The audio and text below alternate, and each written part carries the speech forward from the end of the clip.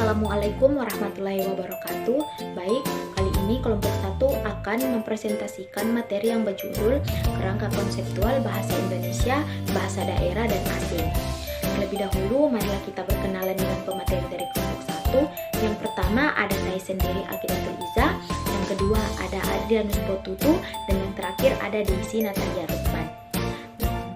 Sebelum itu, video pembelajaran ini dibuat untuk memenuhi tugas bahasa Indonesia dengan dosen pengampu Ibu Eka Sartika, SPD MPD. Kita masuk pada materi yang pertama, yaitu Kerangka Konseptual Bahasa Indonesia. Menurut Amin Sindi, dalam Rahayu 2007 ayat 8 mengatakan bahwa bahasa Indonesia ialah bahasa yang dibuat, dimufakati, serta diakui dan digunakan oleh masyarakat seluruh Indonesia sehingga sama sekali bebas dari unsur-unsur bahasa daerah yang belum umum dalam bahasa kesatuan kita. Yang kedua, ada kedudukan dan fungsi bahasa Indonesia. Kedudukan bahasa Indonesia ada dua. Yang pertama, bahasa Indonesia sebagai bahasa negara, dan yang kedua, bahasa Indonesia sebagai bahasa nasional. Kemudian ada juga fungsi bahasa Indonesia, juga terbagi dua. Yang pertama, fungsi bahasa Indonesia sebagai bahasa negara, dan yang kedua, fungsi bahasa Indonesia sebagai bahasa nasional. Baiklah, materi selanjutnya akan dilanjutkan oleh rekan saya. Terima kasih. Assalamualaikum warahmatullahi wabarakatuh. Baiklah, di sini saya akan melanjutkan materi dari teman saya sebelumnya, yaitu fungsi bahasa Indonesia secara khusus.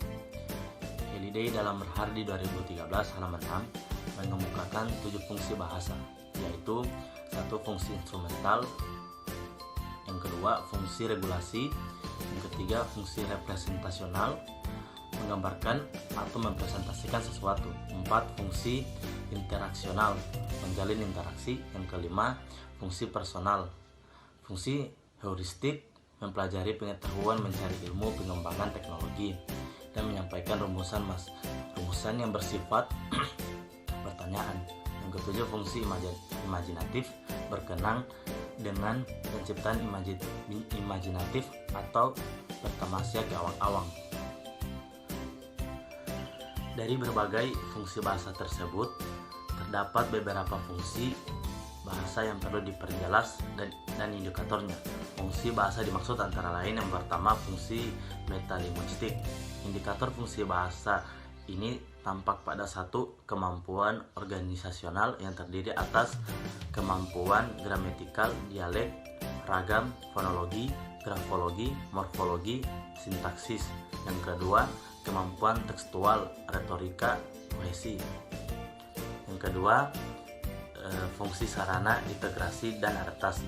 Indikator fungsi bahasa sebagai sarana integrasi dan adaptasi dapat dilihat dari kedudukannya sebagai bahasa nasional dan sebagai bahasa negara. Yang ketiga, fungsi alat kontrol. Indikator fungsi bahasa Indonesia sebagai alat kontrol sosial tampak pada kegiatan pengendali komunikasi agar orang-orang yang terlibat dalam komunikasi saling memahami. Baiklah, saya akan melanjutkan materi sebelumnya, yaitu bahasa asing. Bahasa asing di Indonesia adalah semua bahasa kecuali bahasa Indonesia, bahasa-bahasa daerah, dan bahasa serumpun Melayu. Bahasa asing yang berfungsi sebagai bahasa ibu warga negara. Bahasa asing berfungsi sebagai kata serapan. Kata serapan merupakan kata yang berasal dari bahasa asing yang sudah diintegrasikan ke dalam suatu bahasa dan diterima pemakaiannya secara umum.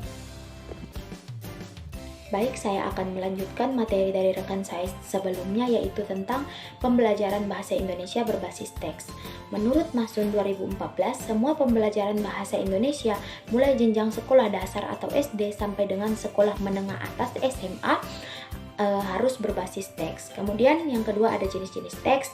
Ada teks prosedur, deskripsi, eksposisi, eksplanasi, berita, teks editorial, iklan, laporan, rekaman, ulasan karya seni, tanggapan kritis, diskusi, tantangan, surat, pidato, persuasi, dan eksemplum. Yang ketiga ada prinsip-prinsip pembelajaran berbasis teks. Dan yang keempat ada tujuan pembelajaran berbasis teks. Baiklah, itulah presentasi dari kelompok 1.